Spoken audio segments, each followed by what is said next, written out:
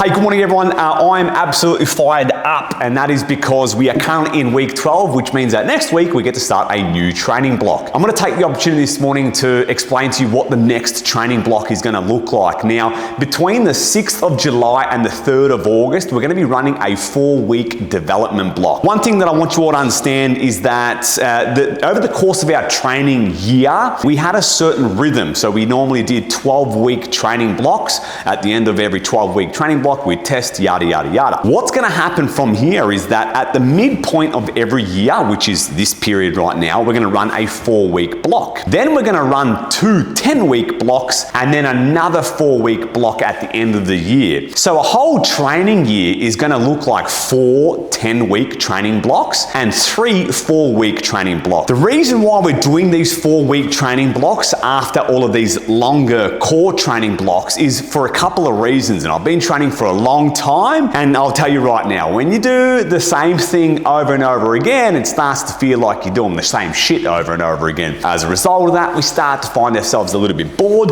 We start to notice a decrease in our motivation, and then before you know it, you're absolutely bored shitless and a little bit off the wagon. So the purpose of these 4-week development blocks is to create some sort of novelty, meaning the weekly layout and the sessions are changed up, the session formats themselves a little bit different, and the way that we feel as a result of the training is a little bit different, enough to sort of like freshen things up. It also gives me, like I said, a chance for us to experiment different and new session formats, something that we could actually employ when we get back to our core training blocks. Now, picture this as a Monday through to Saturday sort of timeline. I'll explain all of these sessions in a little bit more detail. So the Monday and Thursday push-pull sessions are our core training days.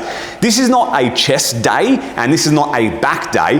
These are movement pattern days. So for example, on the Monday, it's where you're going to do your main squats and your main bench press, and then all of the other pushing muscles. On pull day, on the Thursday, that's when you can expect to do some deadlifts and then posterior chain work, rear delts, back, lats, hamstrings, glutes. So these are going to be our core training days, and they're both going to feel like all-rounder, full body sort of really nice stimulating sessions. Going into the Tuesday session, this one's probably going to be my favorite. The idea is actually spend a good quality amount of time with the barbell every single session across the squat, bench, and deadlift, all in the same session. And the idea is to improve position, improve control, and improve coordination with the barbell lifts. Okay, so don't think of them as heavy barbell days and don't think of them as the light technique days.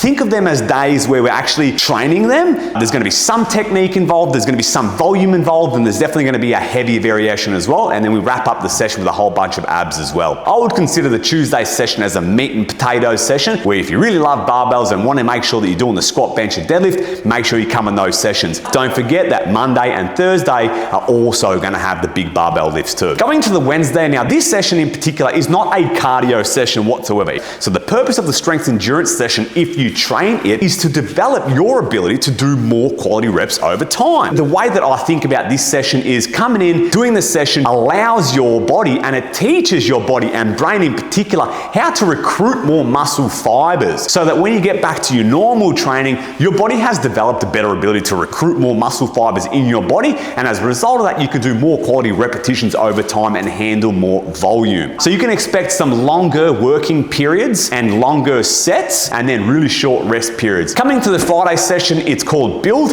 This one is strictly designed for hypertrophy or muscle building. So we're looking at a very high exercise variety. We're not going to have really heavy barbell lifts. So there's going to be no squatting, benching, or deadlifting. It's going to be very bodybuilding driven sort of stuff.